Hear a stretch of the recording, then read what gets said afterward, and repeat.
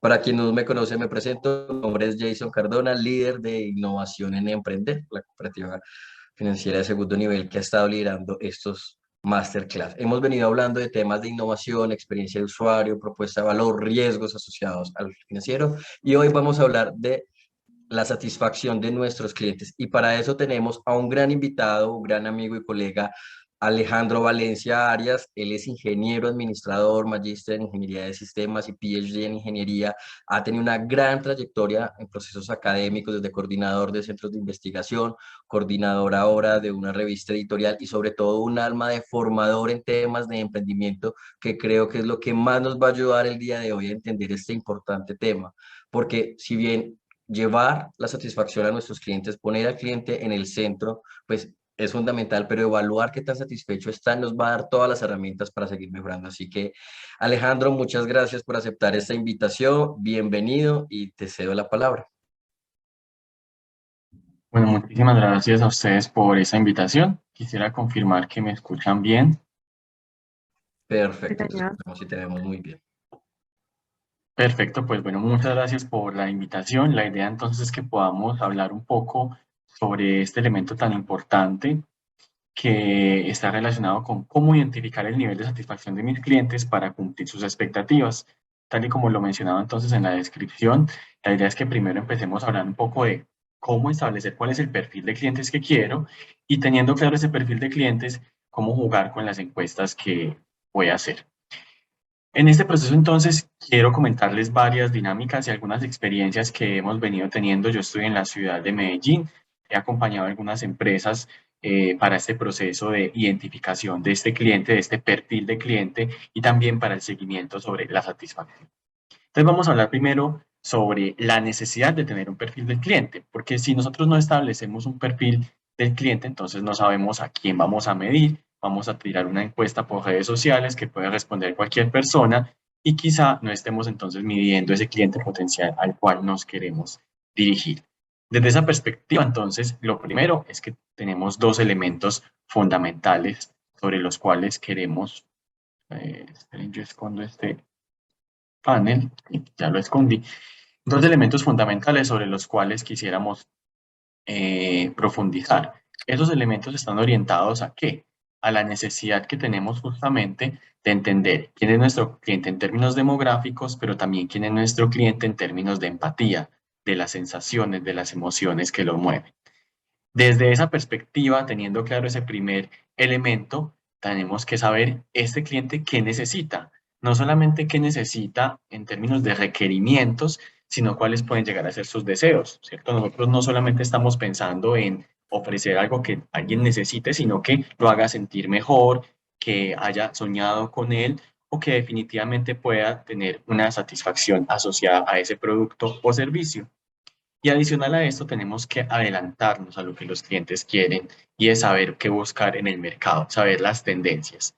Entonces, lo primero que quisiera es que las personas que están asistiendo acá hicieran una especie de autoexamen desde sus perfiles laborales o desde el emprendimiento que están llevando a cabo o que quieren llevar a cabo y es entender, conozco en términos demográficos quién es mi cliente, conozco en términos de empatía qué desea mi cliente, por qué está viniendo acá. Vamos a ver entonces cada uno de esos elementos. Entonces, lo primero en términos demográficos es identificar aspectos como localización, edad, género, estado civil, profesión, creencias, estilos de vida. Alejandro, ¿tenemos que tener en cuenta todos estos elementos? No, realmente no los tenemos que tener en cuenta todos, pero sí seleccionar los que para nosotros son más importantes. Entonces, si para nosotros que vendemos un servicio, por ejemplo, de telepsicología, no es tan importante la localización, entonces puede que no sea un elemento en términos demográficos, pero sí puede ser un elemento en términos demográficos los estilos de vida, porque quizá una persona asociada a determinada edad o estilo de vida no le sea tan llamativo tener una consulta psicológica por medios virtuales que por medios presenciales. Entonces, depende de cada uno de nosotros. Lo que sí cada uno debe tener claro es demográficamente qué necesito saber de mis clientes, ¿cierto? ¿Qué es lo que espero de mis clientes? ¿Y cuáles son esos factores demográficos? Ustedes al menos deberían estar identificando tres elementos demográficos en sus clientes para uno poder decir, tengo una mediana segmentación en ese estilo. Pero no solamente nos quedamos en lo demográfico, ¿cierto? Nos quedamos en la empatía que siente el cliente. Y es por qué llegó a mí, por qué llegó a esta marca, por qué llegó a este emprendimiento, pero por qué sigue viniendo. O sea, ¿qué lo hace volver? Recuerden que, como lo han visto ustedes desde otras masterclass, precisamente es importante no solamente el hecho de generar un acercamiento que nos conozcan, sino generar la lealtad, que la persona siga estando interesada en lo que yo le ofrezco, en mi producto, en mi servicio. Entonces, ¿por qué sigue viniendo? ¿Qué fue lo que le quedó gustando de lo que yo le ofrezco que quizá no le ofrecen otras marcas en la competencia? Inicialmente, ¿qué lo trajo a esta tienda? ¿Qué lo trajo a este servicio? ¿Qué lo trajo a mi emprendimiento? Y un elemento fundamental que muchas veces no nos preguntamos es qué decepciones y qué alegrías carga hasta el momento de donde llegó acá, es decir, qué insatisfacciones tiene. Muchas veces una persona cambia de empresa, no precisamente porque sea más económica, porque le ofrezca un servicio más ágil, sino por elementos asociados a la insatisfacción con algún elemento. Entonces, si nosotros sabemos identificar por qué llegó este cliente acá, por qué sigue viniendo, si es un cliente frecuente o si es la segunda vez que está, y qué insatisfacciones trae de otras empresas, podemos llegar a identificar un elemento fundamental y es qué le ofrezco yo de diferente, cuál es el valor agregado. Entonces miren que no es solamente pensarnos en un inicio en una encuesta de satisfacción, en una encuesta donde identifiquemos, esto es lo que queremos que la persona responda, no, quiénes son los que queremos que sean nuestros clientes, a quién estamos apuntando. Desde esa perspectiva, entonces es muy importante tratar de perfilar un avatar, ¿cierto? Digamos que ahí hay varias opciones que tenemos. La cuestión acá es usar esos elementos comunes que ya nosotros estamos identificando y tratar de hacer una representación del cliente ideal. Esto es bastante particular porque cuando muchas veces vamos a empresas, la gente dice, sí, tenemos claro quién es nuestro cliente ideal, tenemos claro a quién queremos llegar. Y resulta que hacemos este ejercicio con la persona que está en mercadeo y lo hacemos con el administrador y los dos tienen clientes ideales diferentes. Entonces, miren la importancia de sacar un espacio ustedes mismos al interior de su empresa. Esto no les cuesta, pues hay que sacar obviamente 1 hora, 2 horas de trabajo, pero es un aspecto y un elemento fundamental para que ustedes identifiquen esa representación del cliente ideal con el máximo detalle que podamos, porque cuando yo no solamente tengo el cliente como una cuestión abstracta, sino como alguien a quien yo puedo identificar, entonces es más fácil que todas las áreas le apuntemos a ese cliente, a esa persona que queremos atraer. Ahorita les voy a mostrar un ejemplo para que podamos tener esa perspectiva. Entonces vamos a hablar de algunos elementos de la descripción de ese cliente ideal. La idea es que nos metamos tanto que seamos capaces de ponerle cara, de ponerle nombre, de ponerle edad.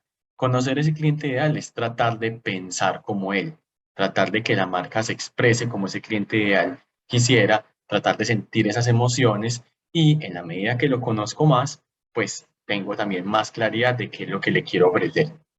Se me fue. Entonces, elementos, por ejemplo, que yo puedo tener en cuenta para ese cliente ideal.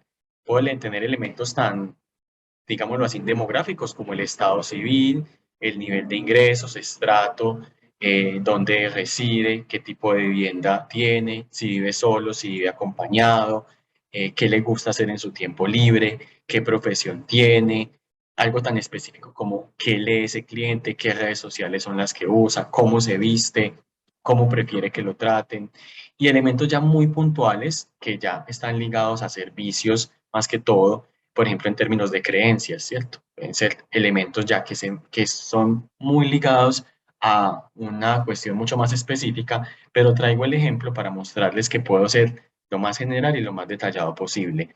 Si mi marca vende un valor muy diferencial, entonces ese cliente también tendrá que tener un valor diferencial. Entonces vamos a hablar, por ejemplo, de algunos elementos con una marca que me autorizó hacer el uso de ella, que se llama One More Time, y es una marca que vende detalles orientados precisamente en lo que las personas sueñan de niños y cómo ese sueño de niños se proyecta en detalles, digamos, personalizados. ¿Listo? Entonces miren que esta marca define un propósito superior, viajar con nuestros clientes al pasado para recordar y hacer más feliz su presente. Listo. Si ustedes piensan esto desde una dinámica pensaría uno, listo, ¿este cliente quién sería? Sería una persona entre los 26 y 37 años, sería una persona emotiva, sería una persona que le gusten vivir retos diferentes, que sea dinámica, porque el propósito superior de la marca es este. Entonces nosotros no podemos poner propósito superior de una agencia de viajes, vender viajes, ¿cierto? No, tenemos que tratar de enganchar no solamente en la dinámica de lo que el cliente lee, sino en lo que nosotros permeamos en nuestro emprendimiento. Si somos 3, 5 personas, ya hay 3 o 5 visiones diferentes. Pero si todos nos sentamos y pensamos ese propósito superior, ese propósito de la marca, entonces todos somos capaces de diseñar todo alrededor de ese propósito. Este es más desde el aspecto, pues, como en términos de cómo nos lo soñamos. En promesa de valor, ¿cierto? Miren que se logran combinar en esta marca que les ponía de ejemplo algunos elementos puntuales, ¿cierto? Detalles y souvenir personalizados con todos los sentidos. Impresión, sublimación, corte láser. Algo muy específico donde yo sé qué me ofrece la marca. Pero miren algo también que se va combinando en esa promesa de valor, posibilidades infinitas para crear y co-crear el detalle perfecto. Si yo hablo de un detalle personalizado, estoy hablando de un detalle único para cada uno de ustedes, de los 45 que estén conectados. Entonces, eso significa 45 posibilidades de detalle. Entonces, miren que jugamos entre lo real, entre lo que tenemos que tener como empresa aterrizado y claro, pero también entre el hecho de poner al cliente en esa posibilidad de co-creador del producto, co-creador del servicio. Y esto llama mucho la atención más que todo en clientes, como les decía, de esta edad, de los 27 a los 35 años. Ya hablamos del detalle del producto, ahora hablamos, tercer elemento, servicio detallado, calidad, atención y conexión para que regreses una y otra vez. No solamente te ofrezco un producto, sino mira que te estoy ofreciendo una experiencia. Esa experiencia está muy ligada a un concepto que nos planteaba un asesor en comportamiento del consumidor.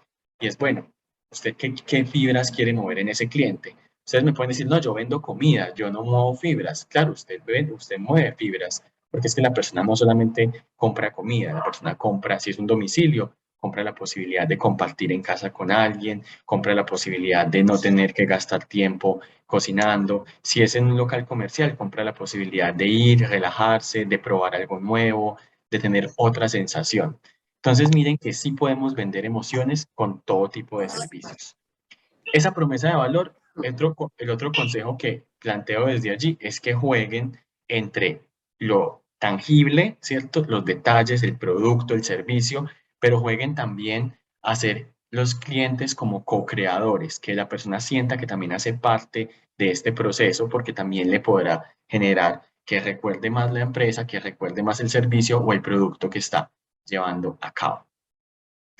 Por eso entonces se liga mucho al paso 4. Ya tenemos claridad sobre algunos elementos frente a ese cliente. Entonces ahora el reto es ser el cliente ideal, ¿cierto? Ser el cliente ideal es en mi equipo de trabajo, no tiene que ser un equipo grande. Si ya somos más de 2, 3, 4, ya somos experiencias, somos dinámicas, somos ideas diferentes. Entonces si nos sentamos a pensar estos 4 elementos, es interesante que podamos llegar a un consenso. ¿Por qué? Porque si yo estoy hablando de que mi empresa hace pijamas, por ejemplo, entonces si yo hago pijamas, tengo que pensar en qué quieren o sea, qué quiere el tipo de cliente al que yo estoy ofreciendo. ¿Por qué? Porque resulta que como yo estoy creando una empresa, una microempresa que vende pijamas, hay otras 1.200 microempresas en Colombia que tienen la capacidad de vender pijamas. Entonces, ¿qué me hace diferente? Por eso vienen estos 4 elementos. ¿Qué siente en el momento en el que está a punto de comprar o reservar el producto o servicio? Si usted fuera el cliente de su empresa, de su emprendimiento, ¿qué es lo que lo hace ir allí? El precio, la atención, el producto tan detallado, el acompañamiento. ¿Qué siente? ¿Qué es lo que lo impulsa a hacer la compra allí y no hacer la compra en otro lado? ¿Qué llegaría a pensar? ¿Qué se dice a sí mismo en su interior? ¿Cierto? ¿Por qué toma o no la decisión? ¿Qué palabras o frases utiliza? Es decir, cómo se expresa y cómo le gusta que se expresen con usted. Y miren algo tan interesante donde podemos dejar volar la imaginación con esta creación del cliente ideal, qué película se está montando. Esto lo hablo desde un lenguaje más informal, pero qué película se está montando está muy ligada a qué utilidad, qué uso, qué sueño, qué aspecto, qué busca con lo que está adquiriendo o comprando. Listo. Como les decía, puede ser desde algo muy básico como algo muy sencillo. Puede ser que yo venda comida y tengo una utilidad. Mi utilidad puede ser muy desde lo práctico, no gastar tiempo cocinando, muy desde la experiencia, ir y probar algo diferente, algo novedoso, muy desde el hecho de compartir, entonces ir en familia, ir en compañía. Y por eso ustedes pueden ver que a diferencia de unos 10 o 15 años, los restaurantes ahora se piensan no solamente en la experiencia de lo que es la comida, una buena comida, sino un buen ambiente. Nosotros también creamos esos ambientes. Pueden ser ambientes digitales, pueden ser ambientes de acompañamiento, de colaboración, de asesoría, y desde esa dinámica, miren lo interesante que puede ser tener claridad sobre ese cliente ideal. Pero para ejemplificar esos 4 elementos, voy a mostrarles también otros ejemplos para que podamos aterrizar. Ya veíamos la marca que me autorizó pues a utilizarla como ejemplo.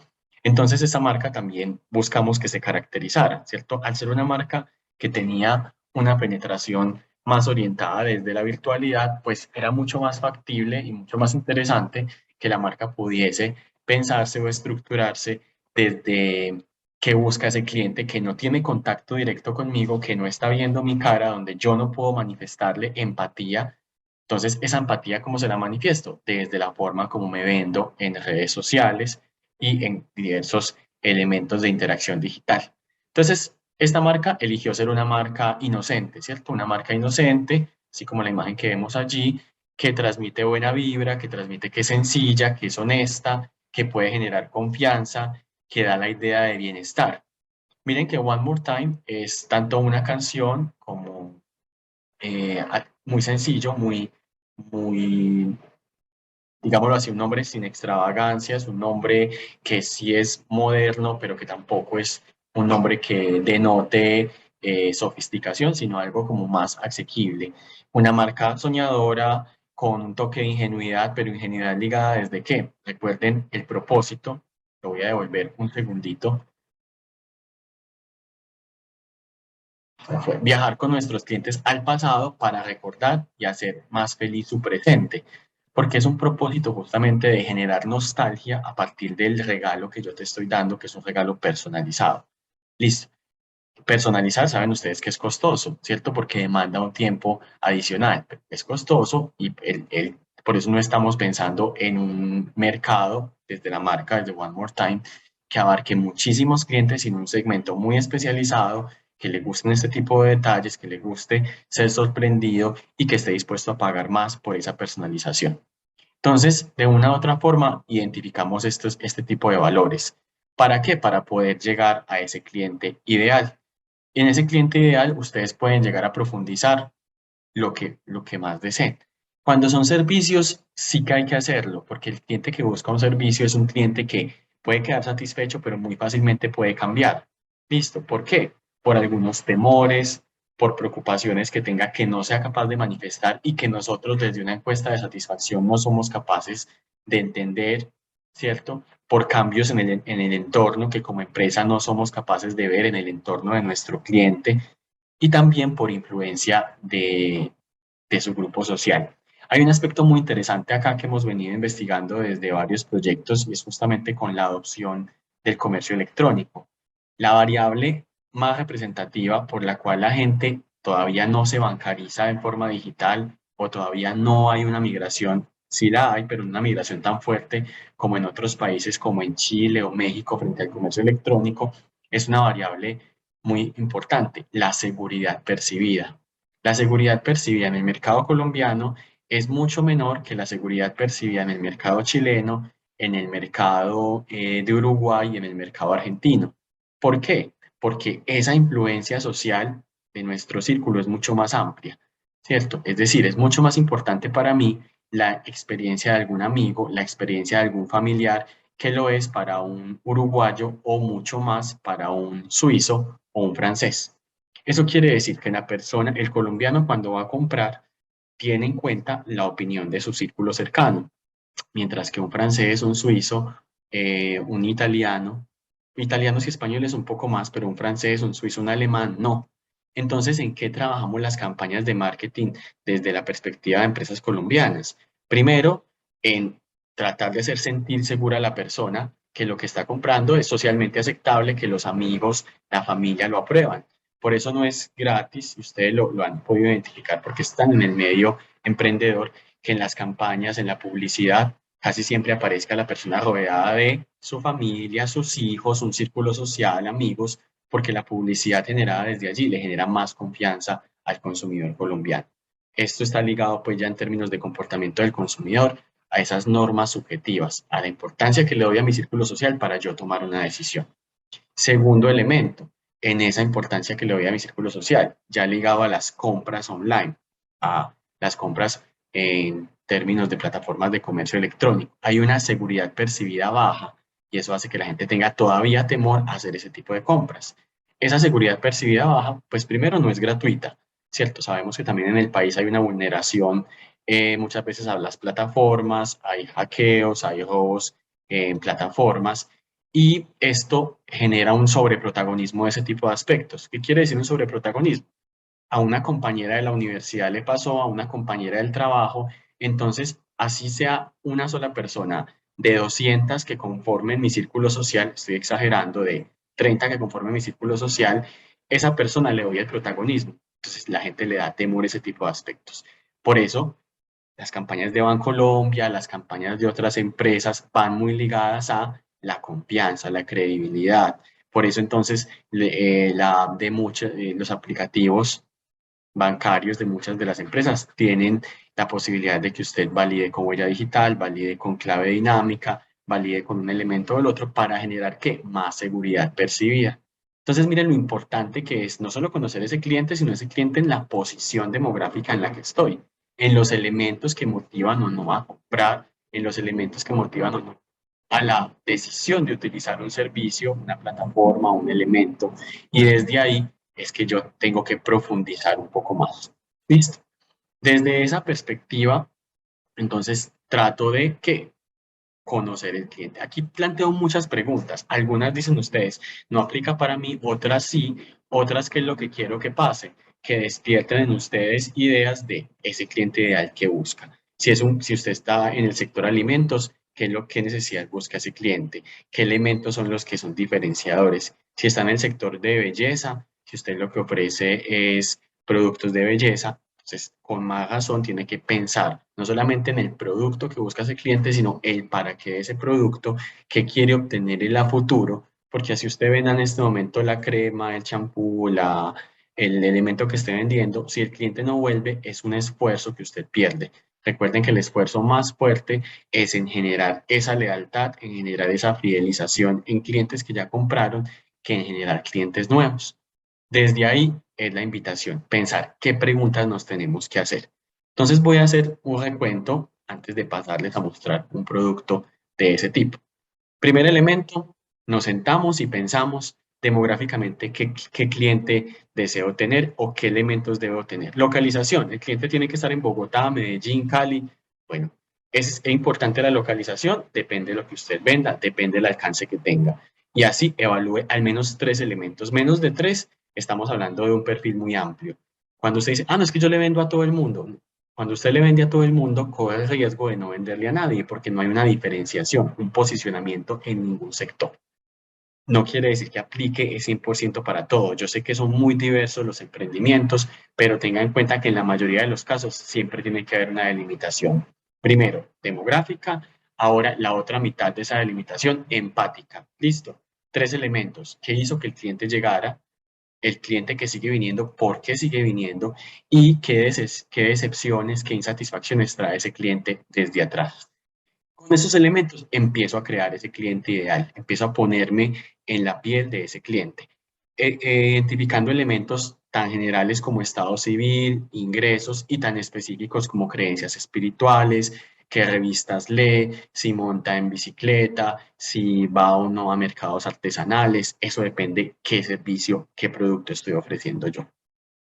Siéntese y haga el ejercicio con su equipo de trabajo, con su socio más cercano, con los que ustedes quieran y van a ver, con las personas que ustedes quieran en su empresa y van a ver lo interesante que es identificar, venga, ¿cuál es el propósito superior de nosotros? Sí, es vender, sí, claro, pero venga, ¿para qué vendemos? ¿Qué es lo que queremos que el cliente experimente con lo que viene a hacer acá? y desde ahí podemos ofrecer un valor muy fuerte. Cuarto elemento, alterne esa promesa de valor entre elementos tangibles, pero también ponga un poco a soñar y a co-crear el cliente. Es decir, bríndele desde lo que usted ofrece también esa posibilidad de que él interactúe. No le diga esto es y ya está hecho. No, dígale esto es lo que vendemos, pero haga parte de lo que está acá, ¿cierto? Haga parte de lo que está acá, no solamente es de un producto. En un producto puede ser hasta más difícil. En un servicio sí que hay que tenerlo en cuenta en la promesa de valor. Entonces, alterne lo tangible con también la dinámica de co-creación. Y trate de hacerse muchas preguntas para identificar qué tipo de marca es la que usted quiere posicionar. Entonces, desde ese elemento con la empresa que hemos tomado como ejemplo, ¿qué tenemos? Tenemos unos detallistas nostálgicos. ¿A quienes nos queremos segmentar nosotros? A unas personas que los llamamos detallistas nostálgicos. ¿Por qué detallistas nostálgicos? Porque son estas personas que vienen creciendo como mercado, que quieren sentirse reconectados con esas actividades o experiencias que disfrutaban antes, cuando eran niños, cuando eran más jóvenes, con ciertos programas de televisión que les generan nostalgia, con lo que jugaban, con lo que los hacía sentir tranquilos y libres de preocupaciones, ¿cierto? Entonces vamos con ese detallista nostálgico.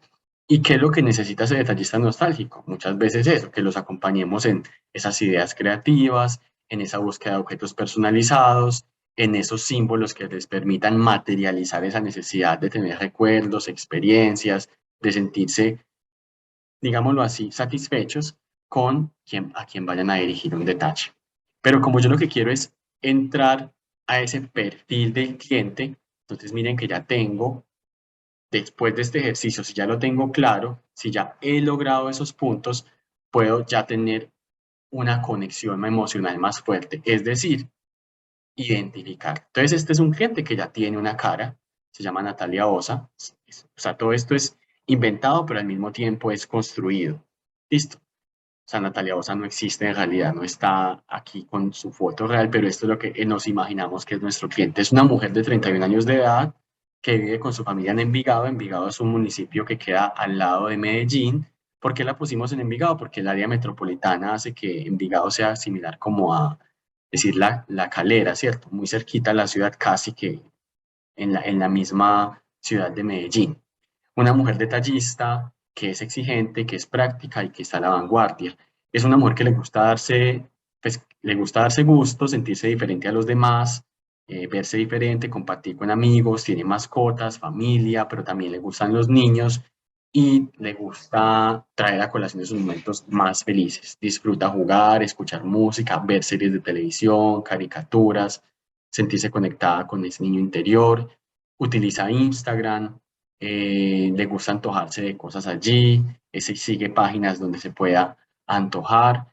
Cuando da obsequios, le gusta que esos obsequios tengan un toque especial. A las personas que más le regala obsequios son familiares, amigos, seres queridos.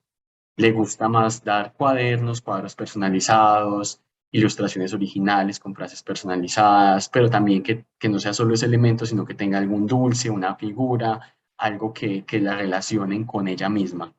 Como compradora, ¿qué le gusta? Busca originalidad, calidad, presentación. Le gusta ver precios diferenciales por ser fiel a la marca. Le gusta encontrar precios preferenciales por hacer compras virtuales. Normalmente paga por transferencia a través de aplicaciones bancarias. Alejandro, ¿para qué sirve algo tan detallado? Como les decía, si su empresa está creciendo, para que quien vaya incorporándose a ella o el asesor que esté conozca a quién queremos llegar, qué siente esa persona a la que queremos llegar, qué la motiva, qué le gusta. Entonces es muy diferente yo decirle, vean, esta es mi empresa, vendo souvenir y detalles personalizados. No, aquí la persona más o menos entiende a qué quiero llegar. Y cuando digo la persona es el de mercadeo o el que vaya a generar producción o el mismo que entregue los domicilios. Porque si yo tengo toda una estructura de marca y la persona que entrega los domicilios es una persona que no es empática, que no está ligada a esta imagen que quiero proyectar, puede que en esa parte de la cadena el cliente ya no se sienta satisfecho. Pero si esta persona también se muestra fiel a lo que la marca quiere dar, pues también proyecta eso. Entonces miren que todo este proceso en nuestros clientes tan exigentes que tenemos cada vez más se vuelve muy necesario. Y aquí tenemos como algunos valores, ¿cierto? Que hablamos de quién, de nuestra cliente ideal, que es Natalia, ¿cierto? Amistosa, creativa, no es ni introvertida ni extrovertida, está mediana, es más nostálgica que vanguardista, es más cambiante que estable, y esto la viene definiendo. También ayuda mucho para cuando yo estoy elaborando campañas de marketing. Mis campañas, como ya lo han visto ustedes en otras masterclass, deben ser coherentes, deben seguir una línea. Así como nos piden seguir una línea en nuestro perfil de Instagram, seguir una línea en términos de lo que vendemos y hacemos, también las campañas deben generar eso. Entonces, crear este historial hace que todo este trato pueda ser mejor. Crear este historial hace que el nuevo vendedor pueda empaparse de lo que es lo que la marca quiere, busca y cómo me proyecto hacia esa marca. Entonces, es algo que puede llegar a parecer un poco engorroso, pero van a ver la pena quienes van a ver que vale la pena quienes se arriesguen a hacerlo. Y es algo que sale en grupos focales o en unas reuniones que ustedes pueden ir destinando 15, 20 minutos a una reunión quincenal, semanal que tengan para ir avanzando en el proceso y van a ver lo satisfactorio que es. Como les digo, no solo para quienes están, sino para que quienes vayan llegando a la empresa se conecten con quién es ese cliente ideal, qué imagen proyecta mi marca. Cuando tengo claridad entonces de quién es ese cliente ideal, pues paso a ese elemento, a la encuesta de satisfacción de ese cliente como elemento fundamental. Listo.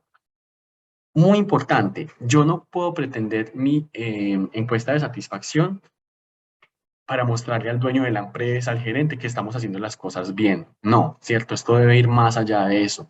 Debe ir por preguntarse, ¿qué quiero conseguir con esto? Una muy mala práctica que he visto en algunos emprendimientos y empresas que llevan 3, 4 años es que se sientan y empiezan a pensar las preguntas. Así vamos a hacer una encuesta de satisfacción. Ah, preguntémosles esto, preguntémosles esto, preguntémosle lo otro. Qué bueno saber esto. Venga, no. ¿Qué propósito tiene esa encuesta? Entre más larga sea una encuesta, más difícil es que la gente la conteste. Entre más larga sea una encuesta, más difícil es que la gente la conteste pues, de forma consciente, ¿cierto? Que no la llenen por llenarla. Es preferible hacer 8 preguntas claves que me van a dar información muy precisa a hacer 20 preguntas porque muy bueno saber de esto. Listo. Entonces, venga, ¿usted qué quiere conocer? ¿Quiere conocer los problemas que tiene el cliente en términos de la búsqueda de productos o servicios? ¿O quiere conocer cuáles de los productos que le ofrezco son los favoritos? ¿O quiere conocer qué problemas ha tenido el cliente que ya ha hecho procesos de compra? Miren que esos 3 elementos hacen que nuestros públicos sean diferentes, ¿cierto? Estoy hablando en el de los problemas en el proceso de compra, por ejemplo, si vendo mi producto online, son clientes que ya han hecho el proceso. De los productos favoritos son clientes que ya lo han hecho y lo han hecho varias veces. Sobre qué productos busca el cliente, pueden ser personas que no sean clientes, pero que sí busquen productos similares para yo saber por qué en la búsqueda no incluyen mi empresa. Listo. Y para los que son locales o emprendimientos fijos donde tienen un contacto directo, conocer la opinión sobre la decoración, conocer la opinión sobre los tipos de letra que uso, sobre las invitaciones, sobre los correos electrónicos, sobre cómo le gusta, qué tipo de promociones le llaman más la atención, qué lo motiva más a comprar o no. Más allá de eso, estas son unas preguntas de ejemplo, pero siéntense y piensen qué queremos saber con esta encuesta. No se sienten a decir qué preguntas ponemos, no, qué es lo que queremos saber para medir estos objetivos. Por ejemplo, dos elementos, ¿cierto? Se le preguntó a las personas qué quisieran en un catálogo en términos de elementos que pudieran ser personalizables, ¿cierto? Podían escoger selección múltiple. ¿Por qué? Porque se está sacando el catálogo. Entonces, hay un propósito. ¿Qué productos vamos a incluir en un catálogo?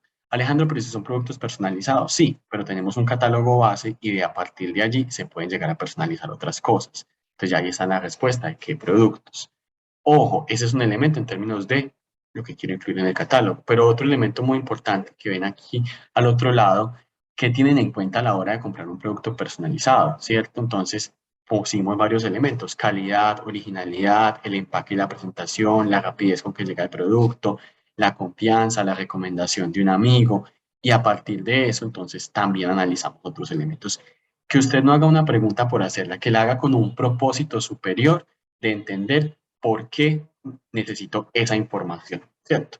Aquí, por ejemplo, en esta investigación de mercados, nos vimos que nuestro cliente, ese segmento que habíamos planteado, esas Natalias Natalia Esposa, que tratamos de identificar en el mercado.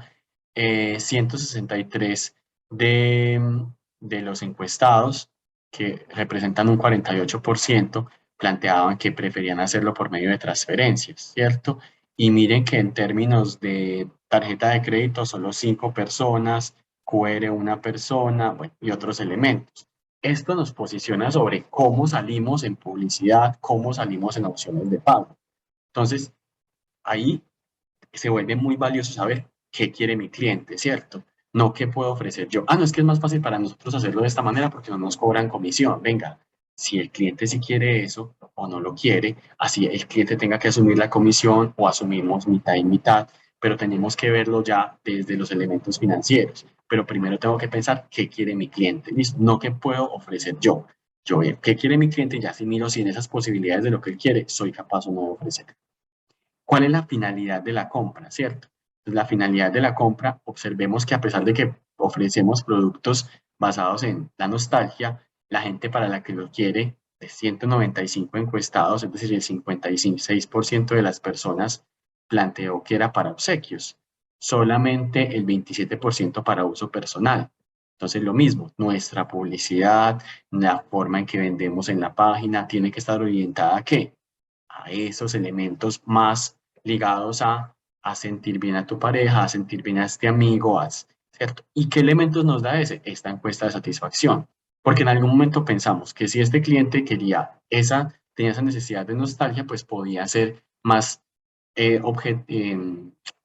productos para él que para regalar. Un elemento, por ejemplo, que queremos impulsar acá en esta marca son los corporativos, pero la mayoría de personas desde lo corporativo buscan un producto barato que pueda masificarse y que, digámoslo así, puedan salir del paso, pero ofreciendo algún recuerdo. Entonces, la personalización, como la buscamos desde la nostalgia, no aplica para lo corporativo. ¿Cómo nos dimos cuenta de eso? Precisamente con este tipo de encuestas. Aquí más ejemplos, pero yo creo que lo más valioso acá es pasar a la sección de preguntas. Entonces, de esa pregunta sobre la satisfacción, también tengo que identificar la muestra. Ojo, hay dos momentos muy importantes. Cuando yo identifico esa muestra, un error que yo no puedo cometer es simplemente sacar la encuesta, ponerla en mis redes sociales y esperar a que la gente responda. ¿Eso está mal? No, no está mal, pero eso tiene que ser planeado. ¿Qué quiere decir planeado? Yo quién quiero que me responda. Si son personas que ya compraron en la empresa y yo tengo una base de datos, entonces es más fácil dirigirse a ellos. Si es cualquier tipo de persona, sí lo puedo poner en redes sociales, lo puedo circular y ya después yo filtro la información, lo filtro por edad, lo filtro por quién compró o no compró, lo filtro por localización. ¿Qué es lo importante acá? Que usted tenga claro si esa muestra es una representación o no significativa de la población. Esto es un elemento mucho más técnico que yo sé que muchos de ustedes manejan, pero saben que existe el muestreo probabilístico o aleatorio y el no probabilístico. Lastimosamente, por cuestiones de economía, normalmente vamos a muestreos no probabilísticos, es decir, muestreos donde yo mando la encuesta por correo o la publico en redes sociales y responden los que pueden, ¿cierto? ¿Eso qué quiere decir? Que cuando yo concluyo, no concluyo sobre mi universo total, sino que concluyo sobre las personas encuestadas, que siguen siendo una buena representación de mi universo. ¿Por qué siguen siendo una buena representación? Porque si no tengo los recursos para hacer un estudio, una investigación de mercado fuerte, pues lo peor que puedo hacer es quedarme quieto sin tratar de indagar. Entonces, si no tienes estudio, haga este tipo de estudio, un sondeo. ¿Un sondeo qué es? Saque la encuesta, mándela a sus bases de datos si tiene, obviamente pues con todos las aclaraciones que tienen que ver con el manejo de datos, ponte en sus redes sociales y tiene un sondeo que le permite aproximarse a ese público. Si usted sí tiene los recursos para hacer la investigación de mercados, entonces sí piénsese mucho más estratégicamente quién quiero que me responda a esta encuesta, qué número es el que debo seleccionar y cómo diferencio o no segmentos. Pero para un proceso de emprendimiento inicial, lo importante es tener información. Entonces, si usted tiene esa información y es claro qué tipo de personas está llenando la encuesta para después hacer una subdivisión o para hacer después una extracción de la información que necesita, esto es mejor a no tener ningún tipo de información. Bueno, aquí no voy a plantear este elemento. Otro elemento que me parece fundamental y que muchas veces no sabemos aprovechar en las encuestas es una encuesta de 3 preguntas, puede ser una encuesta interesante porque mucha gente la puede responder, pero logísticamente puede ser muy desgastante para solo tener 3 preguntas. ¿Qué recomiendan los teóricos frente a este tema? Una encuesta ágil no debería pasar de 8 preguntas, y 8 preguntas me pueden dar información interesante sobre el tema, sobre los objetivos que yo quiero, sobre la satisfacción de este cliente, sobre los nuevos productos que busca. Listo. Normalmente no se debe preguntar información en unas encuestas masivas, no se debe preguntar información sensible, ¿cierto? Si esta encuesta es para definir satisfacción, usted no tendría por qué empezar preguntando por el nombre y por el teléfono. Más bien, si usted tiene posibilidad de ofrecer un descuento o si usted quiere decirle a la persona, desea recibir, o sea, ofrecer algún incentivo, al final de la encuesta se pone esa información. Si desea recibir un descuento del 5% o una asesoría, algún elemento fundamental, por favor déjenos su nombre y su correo electrónico. Pero las personas no responden a ese nivel de satisfacción cuando tienen que dar información personal. Y segundo elemento, en Colombia, como ya se los mencionaba anteriormente, existe un temor por el suministro de información personal. Entonces, cuando usted pregunta por esa información personal, normalmente las personas no tienen en cuenta, sienten desconfianza al llenar este tipo de encuestas. Entonces, solo si es necesario, pregunte por esa información. Si no, déjelo como anónima o deje la claridad de que se utiliza solo para fines de evaluar la satisfacción. Otro elemento, tratemos de utilizar escalas de valoración, porque eso nos da mayor riqueza en el análisis de datos. Es decir, no preguntemos, ¿le gustó, perdón, estuvo satisfecho con la compra de la asesoría financiera? Sí, no, no. Más bien, ¿qué tan satisfecho estuvo con la compra de la asesoría financiera? Muy satisfecho, satisfecho, neutral, poco satisfecho, nada satisfecho, porque esa valoración nos ayuda a entender un poco más nuestro cliente y es simplemente una selección del cliente en uno o dos elementos.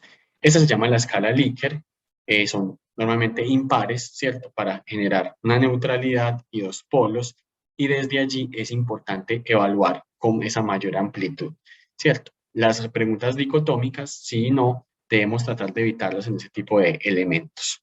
Segundo aspecto, de expectativas, ¿cierto? De expectativas, lo que el cliente espera del servicio. Es muy importante que si estoy hablando de satisfacción, no solamente hable de lo que ya el cliente obtuvo en el servicio, sino qué le gustaría al cliente adicional, qué le quedó faltando, qué necesidades se suplieron o no. Y después de eso, usted tiene un montón de información súper valiosa para la creación de nuevos productos o servicios. Y un tercer elemento que es fundamental en esas encuestas de satisfacción es la importancia que le da el cliente a algunos elementos que ofrecemos. Elementos, rapidez en el servicio, servicio postventa, precio, eh, canales de comunicación. Entonces, 3 elementos fundamentales para esas encuestas. Que el cliente pueda valorar y valorar si es posible en una escala, que el cliente pueda manifestar las expectativas que tiene y que el cliente pueda medir la importancia que le da a los elementos asociados al servicio o producto que yo le ofrezco. Bueno, Hola, Tatis, tu mami. yo quisiera pasar a que podamos entonces más bien ir a la parte de preguntas, porque aquí ya lo que tengo son como algunos ejemplos de elementos que podrían ir, pero si quisiera saber más bien, para no estar la hora sin esa interacción, si hay algunas preguntas y ya doy algunas claridades finales antes de que terminemos. Entonces, quisiera darles paso a ustedes para ver qué preguntas pueden existir sobre este abrebocas de lo que es elaborar ese tipo de procesos para identificar el cliente ideal y teniendo claro cuál es mi cliente ideal, los cuestionarios de satisfacción ligados a 3 elementos, que el cliente pueda valorar, manifestar las expectativas e identificar la importancia de los elementos ligados al servicio o producto que le ofrecemos. Así que le doy paso para quien quiera abrir el micrófono y darnos sus opiniones o sus preguntas.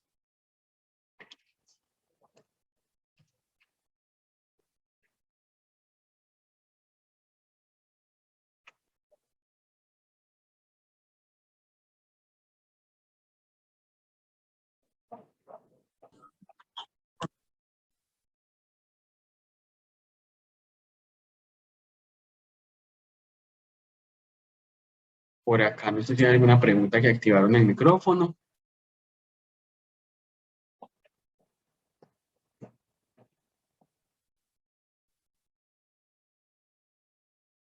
Listo, entonces, mientras surge alguna pregunta, voy entonces a ir puntualizando esos elementos. Entonces, cuando yo construyo esa encuesta de satisfacción, trato entonces de empezar con preguntas que sean preguntas que generen comodidad para el cliente. De las peores preguntas iniciales son nivel de ingreso, ¿cierto? Estrato socioeconómico. Esas preguntas no le generan comodidad al cliente, no le generan comodidad a la persona que está respondiendo una encuesta, no. Empiece con preguntas sencillas y si tiene preguntas más complejas, que sean las últimas, ¿cierto? Trate de hacer preguntas cerradas sobre la importancia que da a los elementos, preguntas cerradas sobre la satisfacción, sobre expectativas que tenga, pero también trate de tener al menos una o dos preguntas abiertas donde la gente pueda expresar la expectativa que tenga frente al servicio en términos futuros, frente a lo que yo le estoy ofreciendo y un elemento fundamental, sugerencias o propuestas de mejora que nuestro cliente nos pueda dar. Esas van al inicio, siempre tratando de ir de lo general a lo particular y tratando entonces de plantear las preguntas más sencillas, más light, más frescas al inicio y si hay preguntas más complejas que generen, digamos, un poco más de incomodidad en el cliente o que tengan una connotación negativa, que vayan al final. Tratemos de que este tipo de cuestionarios no sean de preguntas abiertas, como les decía, una o dos preguntas abiertas que estén más orientadas a expectativas y propuestas de mejora para que el cliente también no se sienta saturado en ese llenado de información. También los pasos que les estoy dando están muy ligados a la estrategia más económica que tenemos para llegar a estos clientes, que es a través de cuestionarios virtuales y a través de la construcción, por ejemplo, en cuestionarios tipo Google Form, como vemos acá, que nos permite entonces estructurar de una forma mucho más clara y gratuita lo que sería esta encuesta de satisfacción o esta encuesta sobre percepción de un nuevo producto. Pero como les decía, lo más importante es que ustedes como empresa tengan claridad sobre ese proceso. Tenemos por acá una pregunta de Clarita Ospina. Clarita nos dice, la reputación es un elemento clave en el la reputación es un elemento clave en el nivel de satisfacción. Comparar con otras empresas similares es estratégico. Sí, muy importante.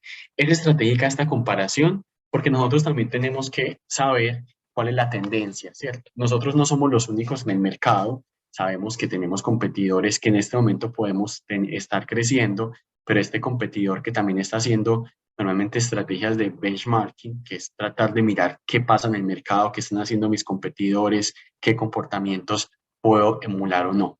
Y yo los invitaría a que no nos quedáramos con solamente los del mercado nacional, sino que tratemos de mirar, si somos una empresa que vende decoración de interiores, vamos y busquemos en mercados similares, Perú, Ecuador, México, qué empresas venden decoración de interiores y cómo lo están haciendo, para saber qué elementos tengo diferenciales y qué elementos tienen ellos diferenciales que yo pueda llegar a incorporar en mi empresa. ¿Por qué lo digo desde esa perspectiva? Porque a veces nos quedamos con la dinámica del mercado interno y no estamos viendo cuál es ese movimiento externo que se está dando, entonces se nos cierra un poco el panorama. Este proceso que nos dice Claritza que es bastante importante, también debemos tratar de estructurarlo para que sea al menos cada 6 meses, ¿cierto? ¿Por qué cada 6 meses? Porque son mercados cambiantes. Y si grandes empresas como Nokia, como, bueno, muchas de ellas, se me olvida la de los pines, como varias de ellas no han podido estar a la altura de los cambios del mercado, entonces nosotros sí que podemos tener un riesgo sobre esto. ¿Cuál es la ventaja de nosotros, de las pequeñas empresas? Que tenemos una posibilidad y flexibilidad mucho más grande de dinamizarnos y de cambiar en el mercado, mientras que las empresas grandes que tienen estructuras administrativas tan rígidas no se mueven en ese mismo ámbito. Entonces, muchas gracias a Claritza por esta opinión y por esta pregunta. Carlos Alberto también nos plantea alguna pregunta. Dice, hoy en las empresas hacemos las encuestas buscando un indicador. ¿Recomiendas que todo se mida bajo un indicador? ¿O cómo deberíamos medir la encuesta para poder validar si se hubo un cambio? ¿Qué metodología recomiendas para ese indicador? Muy importante este elemento que no lo tuvimos presente en el espacio que estamos teniendo acá, y es que es ideal que estas encuestas de satisfacción se haga al menos una vez al año. ¿Por qué al menos una vez al año? ¿Y por qué se recomienda hacerlo normalmente cada 4 meses? Para poder identificar las variaciones que se está teniendo desde los clientes. Alejandro, pues si luego cada 4 meses se van a saturar mis clientes, no van a querer participar en ella. Por eso usted debe tratar de ofrecer algún incentivo que puede ser un 5%, un 10% de descuento para la persona que participe en el estudio todo el año, o algún otro incentivo. Si usted no lo quiere hacer desde cada 4 meses, entonces al menos una vez al año. Es un indicador en términos de comparativo, ¿cierto? ¿En qué elementos he ganado? ¿En qué elementos no he ganado? Y como lo decía entonces Carlos, la idea acá es no solamente identificar cómo evoluciona el indicador, sino los planes de mejora asociados a ese indicador. En el caso, por ejemplo, del sector bancario, ellos identifican esos indicadores por constructos o por variables. Variables como utilidad percibida, variables como facilidad de uso percibida, seguridad percibida, influencia social, e identifican esas variables o esos elementos de uso de las plataformas digitales, cómo varían de una encuesta a otra, para saber cómo refuerzan ellos, o desde lo técnico el elemento, o desde la publicidad que generan. Entonces, hay varios elementos que sirven como indicadores. Perdón, hay varios modelos. Por ejemplo, si ustedes están en el sector de la tecnología, les recomendaría leer sobre modelos de adopción tecnológica. Y un modelo muy utilizado es el TAM, el Technological Acceptance Model, modelo de aceptación tecnológica. Lo encuentran en Google en una búsqueda y se pueden dar cuenta qué indicadores o qué variables maneja este tipo de modelos para hacer seguimiento a por qué una persona compra o no un producto tecnológico.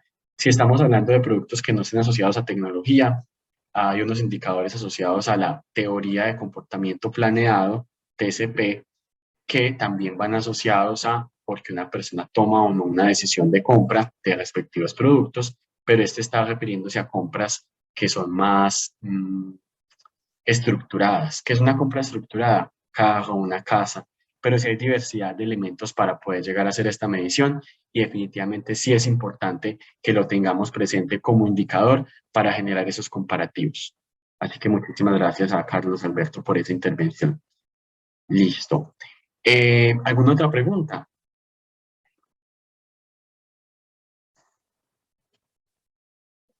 Muy bien, entonces quiero solo finalizar con esta diapositiva, y es: busquemos que haya respuestas de formulario. ¿Cómo buscamos respuesta? Dependiendo a quién le vendamos. Si yo tengo un público muy especializado, un público que no es grande, pero sí compra volúmenes grandes, entonces lo mejor es mandarlo con una carta de presentación explicando el motivo de la encuesta y la importancia de que participen. Si mi público es mucho más amplio, es un público donde no tengo, digámoslo así, límites en términos del volumen, por ejemplo, mujeres entre 26 y 38 años de Bogotá, público súper amplio, entonces la idea es hacer una encuesta con un diseño muy atractivo para que cuando la persona entre se sienta segura, confiable y responda de forma rápida. Como les decía, normalmente estas encuestas de satisfacción no deberían pasar de 8 preguntas. ¿Cuándo pasan de 8 preguntas? Cuando yo estoy dando un incentivo por responder. Entonces, muchas marcas dan un incentivo, participa y te regalamos una sesión de asesoría totalmente gratis, participa y te regalamos un producto totalmente gratis, pues, y participas en la rifa, ¿cierto? No es que a todos los que participen le dan, pero ese tipo de incentivos garantiza también que haya respuesta al cuestionario, participar en un sondeo, hacer un descuento para quienes respondan y lleguen con su código de respuesta, o que lo registren su nombre en la encuesta de satisfacción y en el próximo mes tiene un descuento del 5%. El diseño también, el mensaje que le llegue a las personas. Por aquí estaba, no tengo el mensaje acá, pero sí es tratar de que sea un mensaje constructivo, donde la gente se sienta parte de esa co-creación y de la empresa. ¿Qué es lo importante acá? ¿Y qué quisiera que nos quedara en la cabeza? Tengo claro mi cliente ideal. Yo sería capaz de describir mi cliente ideal, y si llamo a mi colega, a mi socio, a la persona que trabaja en esta empresa conmigo, él lo describiría parecido a mí. Segundo elemento, tengo claros 3 aspectos cuando hago este tipo de encuestas. La gente valora el producto o servicio que le ofrezco o que le puedo ofrecer. La gente me plantea sus expectativas y la gente también identifica la importancia de los elementos ligados al producto o servicio. Con esas dos preguntas que nos hagamos, creo que esta la podríamos catalogar como una hora provechosa para los elementos que sigan teniendo en cuenta para el crecimiento de sus emprendimientos. Así que, si tienen alguna pregunta adicional, con gusto la respondo y nuevamente darles las gracias por esta valiosa invitación.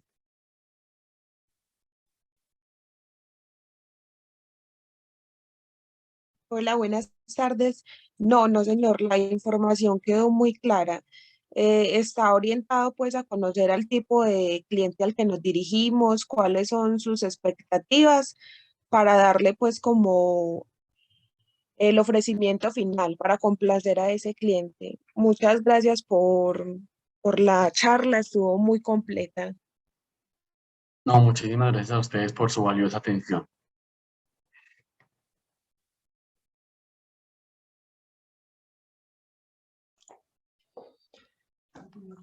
Doctor Alejandro, Alejandro. muchísimas gracias de verdad por tu participación, por aceptar la invitación de emprender, por compartir todo tu conocimiento con nosotros y por ser parte de esta gran familia.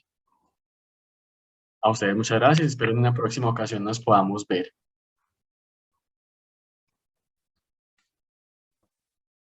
Feliz día para todos y muchas gracias.